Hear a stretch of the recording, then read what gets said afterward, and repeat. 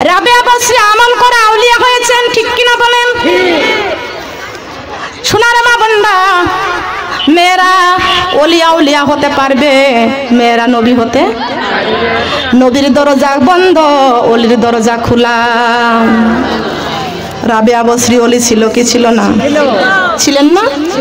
রাবেয়া বসরি কার ওলি ছিলেন? কার ওলি ছিলেন? ছোট্টবেলার থেকে রাবেয়া বসরির মা ছিল না, বাবা ছিল না? রাবেয়া বসরির ছোট্টবেলা থেকে মা নাই, বাবা নাই। একটা ইহুদির বাড়ি কাজ করত। কার বাড়ি? একটা ইহুদির বাড়ি কাজ করত। রাবেয়া বসরি সারাক্ষণ আল্লাহর জিকির করতেন আর ওই ইহুদির বাড়িতে কাজ করতেন। সারাটা রাত ওই দিনের বেলায় রাবেয়া বসরির ইবাদত করে তৃপ্তি মিটত না, কিন্তু সারাটা রাত জেগে জেগে আমার আল্লাহর ইবাদত করতেন। ইহুদির বাড়ি, ইহুদির নামাজ দেখতে পারে? ইবাদত দেখতে পারে? পারে না। কি করবে? আপনার মতো আমার মতো মহিলা রাবেয়া বসরি, সেই রাবেয়ার মা নাই, বাবা নাই, ছোট্টবেলা থেকে যে কাজ করে, কিন্তু ইহুদি তো দেখতে পারে না। সারাটা দিন কাজ করাই, শুধু কাজ করায়, একটু রেস্ট দেয় না, একটু বিশ্রাম দিতে দেয় না। এত কষ্ট রাবেয়ার। এ রাবেয়া আস্তে আস্তে আস্তে আস্তে বড় হতে লাগলেন। রাবেয়া বসরি একদিন তার বাড়ির মনিবের কাছে ডাক দিয়া বলতেছেন, মনিব, হে মনিব, আমি আপনার বাড়িতে কাজকর্ম করি, শুধু পেটে খাই, বেতনের জন্য মেহেরবানি করে রাতের বেলায় আমার ঘরের মধ্যে একটু তেল বাতির ব্যবস্থা করে দিও, একটু তেল বাতির ব্যবস্থা করে দিও, একটু তেল বাতির ব্যবস্থা করে দিও। রাবেয়া বসরির মনিব ডাক দিয়ে কয়, তেল বাতির ব্যবস্থা তোমাকে করতে পারবো না, তার কারণ ইহুদিরা নামাজ চায় না, ঠিক কিনা? ওরা কি চায় বলেন? আমার ধর্মে হিন্দুরা কখনো আমাদের ধর্মের মজা বোঝে? বিধর্মীরা বুঝবে? কখনো বুঝবে না। খেয়াল করে শুনুন, লক্ষ্য করুন।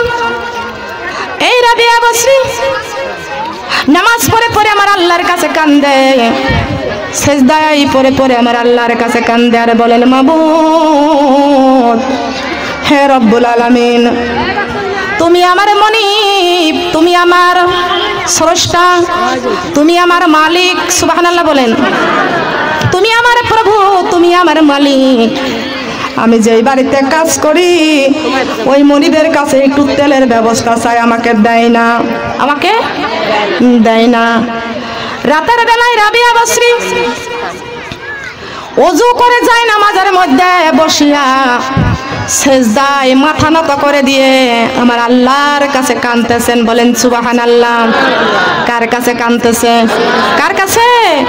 আল্লাহ তোমার কাছে সব কিছু, আল্লাহ আমার কাছে নাই কিছু, আল্লাহ তোমার কাছে সব কিছু, আল্লাহ আমার কাছে নাই কিছু।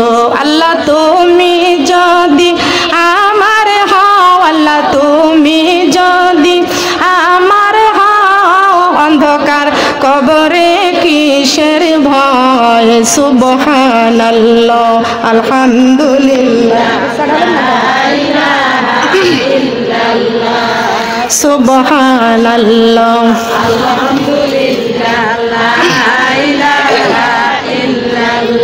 ফুলের সাথী প্রজাপতি, ফুলের সাথী প্রজাপতি, চাঁদের সাথী তারকা, আমার সাথী নাই রে আল্লাহ, আমার সাথী নাই রে আল্লাহ, ফজরের নামাজ সারা, লা ইলাহা ইল্লাল্লাহ, কালিমা লা ইলাহা ইল্লাল্লাহ, কালিমা লা ইলাহা ইল্লাল্লাহ। ফুলের সাথী প্রজাপতি, চাঁদের সাথী তারকা, আমার সাথী নাই রে আল্লাহ, আমার সাথী নাই রে আল্লাহ, জোহরের নামাজ সা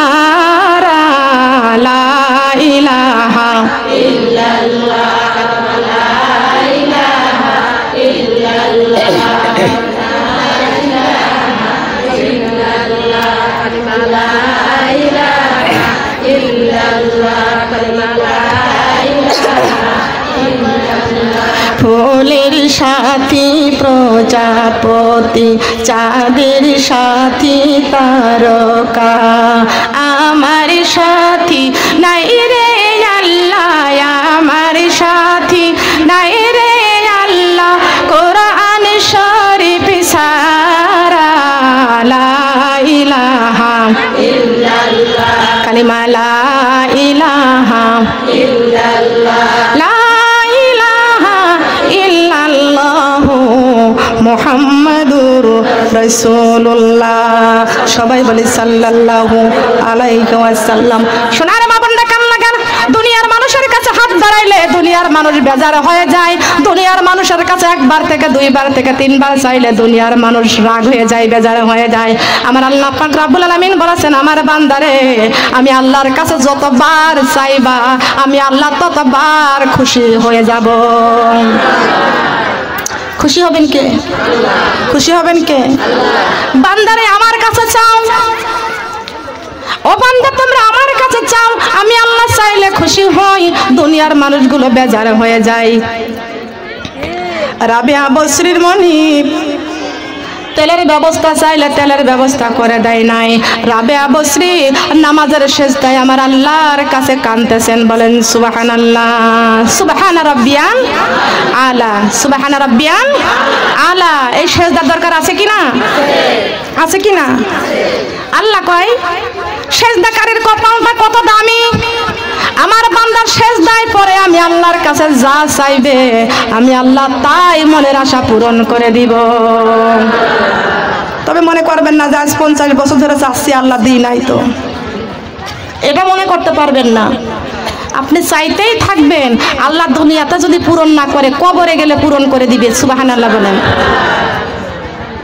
দুনিয়ার আশা পূরণ হওয়ার দরকার নেই, কবরে যা পাইলেই আমাদের যথেষ্ট, ঠিক কিনা বলেন? আর দুনিয়া মাজরাতুল আখিরাত, দুনিয়াটা হলো ক্ষণস্থায়ী, কবর হলো চিরস্থায়ী, ঠিক কিনা? কবরে যা যদি সব কিছু পেয়ে যায়, আল্লাহ আল্লাহ রাসূলকে পেয়ে যায়, আর কিছু দরকার আছে? দরকার আছে? কোনো কিছু দরকার নাই। রাবিয়া বসরি মনিবের কাছে তেল চাইলেন, বাতি চাইলেন, দিলেন না। ওই রাবিয়া বসরি সেজদায় পড়ে কাঁদতেছেন। আমার আল্লাহ কয়, বান্দি রে তোর কপালটা বড় দামি করে দিয়েছি রে বান্দি। হে বান্দি, খবরদার বলতে পারবি না আমার কপালটা বড় খারাপ। এ মুসলমান আজকে নিজের কপাল নিজেরাই খারাপ করতেছি। জীবনে আল্লাহকে সেজদা করে নাই, জীবনে সুদ খাইয়া, ঘুষ খাইয়া, বেপরদায় চলিয়া, মিথ্যা কথা বলিয়া, চুগলখুরি করিয়া, মানুষের হক নষ্ট করিয়া, এই দুনিয়াতে খারাপ কাজগুলো করিয়া নিজের কপালটা নিজেই মন্দ করে ফেলতেছি, ঠিক কিনা বলেন? কথা বলেন, ঠিক কিনা? আল্লাহ পাক রব্বুল আলামিন বলেছেন, রব্বানা জালামনা আনফুসানা ওয়া ইল্লাম তাগফির লানা ওয়া তারহামনা লানাকুনান্না মিনাল খাসিরিন। রব্বানা জালামনা, হে আমার রব, আমরা নিজেরাই নিজেদের উপরে জুলুম করতেছি। কথা বলেন, ঠিক কিনা? নিজেরাই নিজেদের উপরে আমরা জুলুম করতেছি। দোষ দিব কার? কারো দোষ দিতে পারবো? আল্লাহকে দোষ দিতে পারবো? পারবো? আল্লাহ কয়, বান্দারে তোর কপালটা কত দামি, ভালো করে শুনে নাও। এ বান্দা, যখন তোমরা সেজদায় পড়ে গেছো, আমি আল্লাহ পাক রব্বুল আলামিনের কুদরতের কদমটা তোমার কপালের নিচেই বিছায়া দিয়েছি। রাবিয়া বসরি যখন আমার আল্লাহকে সেজদায় পড়ে যখন আমরা আল্লাহর কাছে কাঁদতে লাগলেন, আল্লাহ পাক রব্বুল আলামিন সেজদার মাঝখানে কপালের মধ্যে, কপালের নিচেই আল্লাহ পাকের কুদরতির পাও দুইটা বিছায়া দিয়েছেন। বলেন সুবহানাল্লাহ। রাবিয়া বসরি আমার আল্লাহর কাছে সেজদায় পড়ে কাঁদতেছে আর বলতেছেন, মাবুদ, যেই মনিবের গোলামি করি, যেই মনিবের বাড়ি কাজ করি, ওই মনিবের কাছে তেলের ব্যবস্থা চাইলাম, দিতে পারে নাই, দেয় নাই। তবে মাবুদ রে, আপনার কাছে চাইলাম আপনি আমার ঘরটা আলোকিত করে দেন, আমার ঘরটা আলোকিত করে দেন। আল্লাহ পাক রব্বুল আলামিন ফেরেশতাকে ডাক দিয়া বলতেছেন, ও ফেরেশতা, আমার গোলাম, আমার বান্দি রাবেয়া দুনিয়ার মনিবের কাছে ঘরের বাতির ব্যবস্থা চাইলো, বাতির ব্যবস্থা করে দেয় নাই। আমার গোলাম, আমার বান্দি রাবেয়া আমি আল্লাহর কাছে চাইতেছে, আমি আল্লাহ পাক রব্বুল আলামিন দিতে ভুল করি না। মুমিনের মনের আশাকে পূরণ করে দেয় আল্লাহ। মুমিনের মনের আশা পূরণ করে দেয় কে? সবাই মিলে বলেন। সেজদা করব কাকে? হুকুম পালন করব কার? গোলামি করব কার?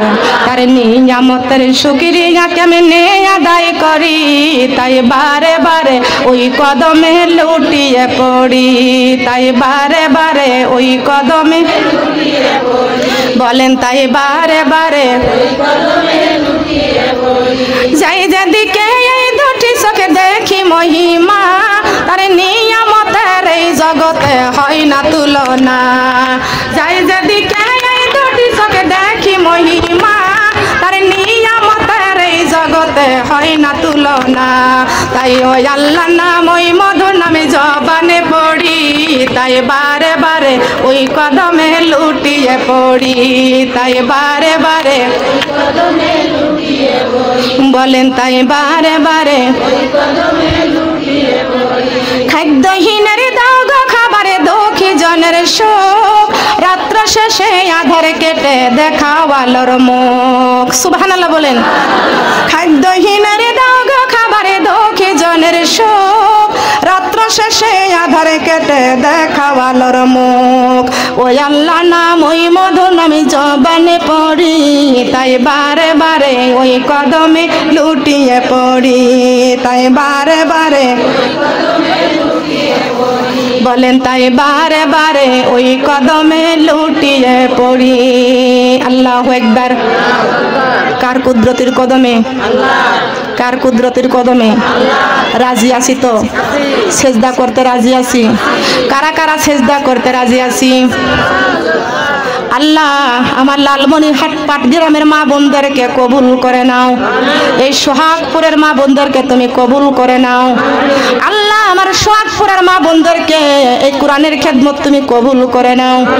আল্লাহ জান্নাতে যাওয়ার মতন আমল করার তৌফিক দান করে দাও। আল্লাহ দুনিয়াতে সমস্ত মনের আশাগুলো পূরণ করে দাও। হাত নামান। কোরআনের কথা বলে শেষ করা যাবে না, শেষ করা যাবে না। সারা জীবন শুনতেই থাকবো, মজা কখনো ফুরাবে না। ফুরাবে নাকি? ফুরাবে? ফুরাবে না। তবে আমি বলেছি কোরআনের বাণী গো লাগে কত মধু গো, চলো মরা কোরআন শিখতে যাই। কোরআনের বাণী গো লাগে কত মধু গো, চলো মরা কোরআন শিখতে যাই। কোরআন ছাড়া আপন বন্ধু নাই ও মা বোন রে, কোরআন ছাড়া আপন বন্ধু, কোরআন ছাড়া আপন বন্ধু নাই ও মা বোন রে, কোরআন ছাড়া আপন বন্ধু। মুসলমান হইয়া কোরআন না পড়িয়া সোনার জীবন কইরা দিলাম শেষ, ঠিক কিনা? মুসলমান হইয়া কোরআন না পড়িয়া সোনার জীবন কইরা দিলাম শেষ। কোরআন দিয়ে চালাও সোনার দেশ ও মা বোন রে, কোরআন দিয়ে চালাও সোনার দেশ, কোরআন দিয়ে চালাও সোনার দেশ ও মা বোন রে, কোরআন দিয়ে চালাও সোনার। মুসলমান হইয়া নামাজ না পড়িয়া সোনার জীবন কইরা দিলাম শেষ। মুসলমান হইয়া নামাজ না পড়িয়া সোনার জীবন কইরা দিলাম শেষ। নামাজ দিয়ে চালাও সোনার দেশ ও মা বোন রে, নামাজ দিয়ে চালাও সোনার। মারা যাবার পরে রাখিবে না বিল্ডিং এ, নিয়া যাবে কবর ঘরে। মারা যাবার পরে রাখিবে না বিল্ডিং এ, নিয়া যাবে কবর ঘরে। ওই কবরে থাকবো কেমনে ও মা বোন রে, ওই কবরে থাকবো কেমনে, ঠিক কিনা? মারা যাবার পরে বিল্ডিং এ রাখবে, দামি খাটে রাখবে। শোনার মা বোনরা খেয়াল করুন, অনেকেই বলে কপালটা বড় খারাপ, কপালটা বড় মন্দ। আমার আল্লাহ বলেছেন ও বান্দারে না, তোমার কপালটা খারাপ না, তোমার কপালটা মন্দ না। রাবিয়া বসরি সেজদায় পরে আমার আল্লাহর কাছে চাইছেন। আমার আল্লাহ পাক রব্বুল আলামিন ডাক দিয়ে বলতেছেন, ও ফেরেশতা আমার রাবিয়ার ঘরটা নূরের বাতি জ্বালাইয়া দাও। কিসের বাতি? মিনাজ জুলুমাতি ইলান নূর, মিনাজ জুলুমাতি। কোরআন আছে যেখানে আলো আছে, কোরআন নাই যেখানে অন্ধকার সেইখানে। আমরা আলো ভালোবাসি না অন্ধকারকে ভালোবাসি? আলো ভালোবাসি না অন্ধকারকে ভালোবাসি? রাবেয়ার মনিব রাত 3টের সময় ঘরের দরজা খুলে বের হয়েছে। খেয়াল করে শুনুন, রাবেয়ার মনিব যেই মনিবের বাড়ি গোলামি করতেন, এই মনিবটা রাত 3টের সময় বের হয়ে গেছে। কানের মধ্যে শুনতে পাচ্ছে রাবেয়া বসরির ঘরের মধ্যে গুনগুন গুনগুন করে গল্প করতেছে। রাবেয়া বসরি গুনগুন করে কার সাথে কথা বলতেছে? কার সাথে কথা বলেন? কার সাথে? আমার আল্লাহ পাক রব্বুল আলামিন আমার নবী মুহাম্মদুর রাসূলুল্লাহ সাল্লাল্লাহু আলাইহি ওয়াসাল্লামকে বলেছেন, বন্ধুরে আপনার উম্মতদেরকে বলে দেন, যদি আমি আল্লাহর সাথে কথা বলতে চাই তারা যেন বেশি বেশি করে কোরআন তেলাওয়াত করে। কার কথা? আল্লাহ বলেছেন আমার রাসূলের কাছে।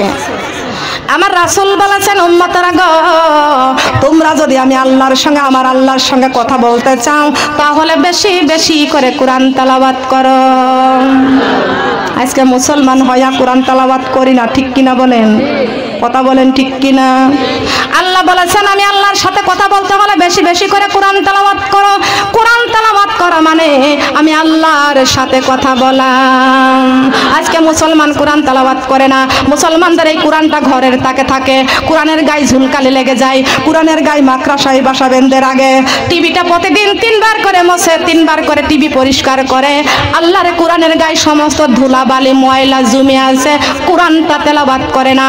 এই কোরআনটা আল্লাহর কাছে অভিশাপ করে, বলে আল্লাহ এই যে এই ঘরের লোকেরা আমারে তেলাওয়াত করে না, যেই ঘরের লোকেরা আমাকে সম্মান করে না, এরা টিভি দেখে কিন্তু আমি কোরআনকে সম্মান করে না। ও আল্লাহ, তুমি কি এই দেশে গজব পাঠাইতে পারো না, যার কারণে এই দেশে মারামারি হয়, খুন খারাপি হয়, অনাবৃষ্টি হয়, শিলাবৃষ্টি হয়, ভূমিকম্প দিয়া সমস্ত গজব দিয়া এই দেশটা ধ্বংস করে দাও।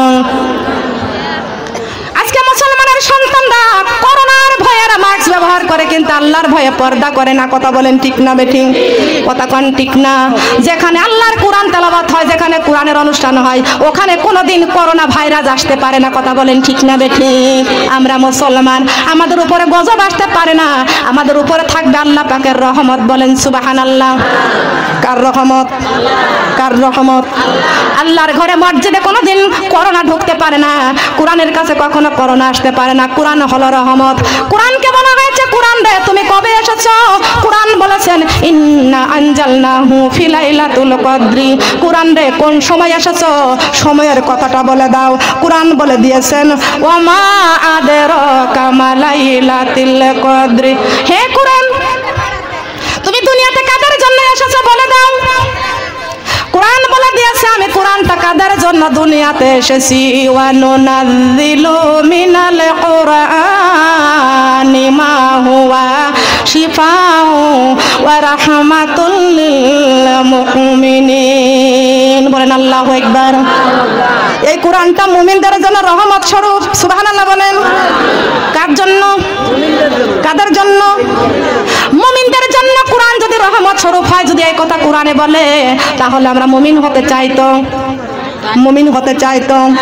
মুমিন হতে হলে 5 ওয়াক্ত নামাজের দরকার আছে কিনা? মুমিন হতে হলে রমজান মাসে রোজা রাখার দরকার আছে কিনা? মুমিন হতে হলে পর্দা করার দরকার আছে কিনা? মুসলমানের মেয়েরা করোনা ভাইরাসের ভয়ে মুখে মাস্ক ব্যবহার করে কিন্তু আল্লাহর ভয়ে পর্দা করে না। কথা বলেন ঠিক কিনা? এই জন্য আমি একটা ছন্দ লিখেছি, বলবো? রাগ হবে না তো? আমি নিজে একটা ছন্দ লিখেছি, আমি নিজের চোখে যা দেখেছি, আমার জ্ঞান থেকে তাই লিখেছি। আমি নিজের চোখে দেখেছি মুসলমানের মেয়েরা লম্বা লম্বা চুলগুলো খুলে দেয়, জিন্সের প্যান্ট পরে শার্ট গায়ে দেয়, আর করোনার ভয়ে মুখে মাস্ক ব্যবহার করে। ঠিক কিনা? এমন পোশাক পরে, রেশমি পোশাক। আল্লাহর নবী ফাতেমাকে ডাক দেয়া বলতেছেন, ও মা ফাতেমা, এই রেশমি পোশাক আমার উম্মতের জন্য হারাম। ফাতেমা ডাক দিয়ে বলতেছেন, বাবা রেশমি পোশাক মানে কি? আল্লাহর নবী বলতেছেন, মা ফাতেমা, রেশমি পোশাক মানে পরাও যা, না পরাও তাই। পরাও যা, না পরাও। তাই বাংলাদেশের মেয়েরা এখন এই রেশমি পোশাকের পাগল হয়ে গেছে, রেশমি পোশাকের পাগল হয়ে গেছে। কথা বলেন ঠিক না বেঠিক? খেয়াল করে শুনুন, লক্ষ্য করে শুনুন। আল্লাহর নবীর কলেজের টুকরা মেয়ে ফাতেমাতুজ জোহরা রাদিয়াল্লাহু তাআলা আনহা বলতেছেন, মা বাবা রেশমি পোশাক মানে কি চিনি না। আল্লাহর নবী বলতেছেন, মা ফাতেমা রেশমি পোশাক মানে পরাও যা, না পরাও না পরাও তাই। এই মুসলমানের মেয়েরা এমন পোশাক পরে মাথার মধ্যে ওড়না থাকে না। যদি বলে মাথায় ওড়না নাই কেন, বলে মাথায় নেই, পরে গেছে, পিছলে জিনিস তো পরে গেছে। তো পিছলে জিনিস যদি মাথায় না থাকে, যা গায়ে না থাকে, তা পরবো কে? ঠিক কিনা? মার্কেটে কিন্তু জর্জেটের অভাব নাই, ঠিক কিনা? আল্লাহ রাসূল বলেছে ওই জর্জেটের রেশমি পোশাক হারাম, ওইটা এখন মার্কেটে চলে বেশি, ঠিক কিনা বলেন? তার কারণ আমরা মুসলমান ওই রেশমি পোশাকের পাগল। কথা বলেন ঠিক না বেঠিক? ঠিক।